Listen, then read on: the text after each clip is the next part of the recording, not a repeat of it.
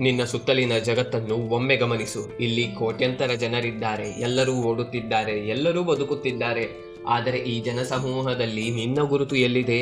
ನೀನು ಸತ್ತರೆ ಅಥವಾ ಬದುಕಿದರೆ ಈ ಜಗತ್ತಿಗೆ ಏನು ವ್ಯತ್ಯಾಸವಾಗುತ್ತದೆ? ನೋವು ತರಬಹುದು, ಆದರೆ ಸತ್ಯವೇನೆಂದರೆ ನೀನು ಇಲ್ಲದಿದ್ದರೂ ಈ ಜಗತ್ತು ಹೀಗೆಯೇ ಇರುತ್ತದೆ. ಏಕೆಂದರೆ ನೀನು ಇನ್ನು ಕೇವಲ ಒಬ್ಬ ಪ್ರೇಕ್ಷಕ, ಬೇರೆಯವರ ಯಶಸ್ಸನ್ನು ನೋಡಿ ಚಪ್ಪಾಳೆ ತಟ್ಟುವ, ಬೇರೆಯವರ ರೀಲ್ಸ್ ನೋಡಿ ಸಮಯ ಕಳೆಯುವ ಒಬ್ಬ ಸಾಮಾನ್ಯ ಪ್ರೇಕ್ಷಕ. ಯೋಚನೆ ಮಾಡು, ನೀನು ಹುಟ್ಟಿದ್ದು ಬೇರೆಯವರ ಸಾಮ್ರಾಜ್ಯವನ್ನು ನೋಡಿ ಆಶ್ಚರ್ಯಪಡಲಿಕ್ಕ ಅಥವಾ ನಿನ್ನದೇ ಆದ ಒಂದು ಹೊಸ ಇತಿಹಾಸ ಸೃಷ್ಟಿಸಲಿಕ್ಕ? ನಿನ್ನ ದಿನಗಳನ್ನು ಕೇವಲ ಕಳೆಯಬೇಡ, ನಿನ್ನ ದಿನಗಳನ್ನು ಗೆದ್ದುಕೋ. ಸಾಕಷ್ಟು ಜನ ತಪ್ಪು ಮಾಡುತ್ತಾರೆ. ತಮ್ಮ ಕನಸುಗಳನ್ನು ಎಲ್ಲರ ಮುಂದೆ ಹೇಳಿಕೊಂಡು ತಿರುಗುತ್ತಾರೆ.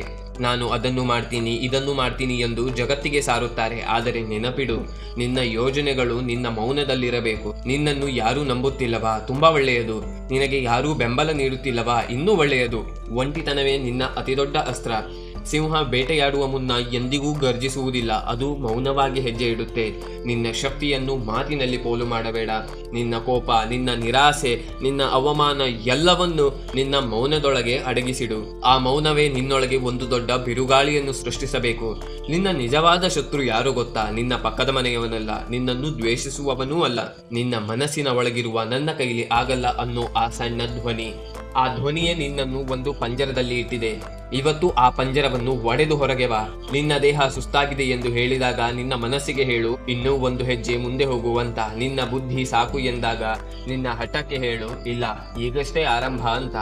ಲೋಕದಲ್ಲಿ ಸೋಲು ಅನ್ನೋದು ಕೇವಲ ಒಂದು ಘಟನೆ ಅಷ್ಟೇ. ಅದು ನಿನ್ನ ಜೀವನದ ಕೊನೆಯಲ್ಲ. ಬಿದ್ದ ತಕ್ಷಣ ಮಣ್ಣು ಕೊಡವಿ ಎದ್ದು ನಿಲ್ಲುವ ಗುಣ ನಿನಗಿದ್ದರೆ ಇಡೀ ಬ್ರಹ್ಮಾಂಡವೇ ನಿನ್ನ ದಾರಿಗೆ ಅಡ್ಡ ಬರಲು ಹೆದರುತ್ತೆ. ಈಗ ಸಮಯ ಬಂದಿದೆ. ಜಗತ್ತಿಗೆ ನಿನ್ನ ಮುಖ ತೋರಿಸುವ ಸಮಯವಲ್ಲ, ನಿನ್ನ ಯಶಸ್ಸಿನ ಸದ್ದು ಕೇಳಿಸುವ ಸಮಯ. ನೀನು ಯಾರೆಂದು ಯಾರಿಗೂ ಬಾಯಿ ಬಿಟ್ಟು ಹೇಳಬೇಡ. ನಿನ್ನ ಕೆಲಸವೇ ಮಾತನಾಡಬೇಕು. ನಾಳೆಯ ಬೆಳಗಿನ ಸೂರ್ಯ ನಿನ್ನ ಹೊಸ ಅವತಾರವನ್ನು ನೋಡಬೇಕು. ನಿನ್ನ ಕಣ್ಣುಗಳಲ್ಲಿ ಗೆಲುವಿನ ಹಸಿವಿರಬೇಕು. ನಿನ್ನ ಹೆಜ್ಜೆಗಳು ಯಶಸ್ಸಿನತ್ತ ಮುನ್ನುಗ್ಗಬೇಕು. ನಿನ್ನ ಕಥೆಯನ್ನು ನೀನೇ ಬರೆ.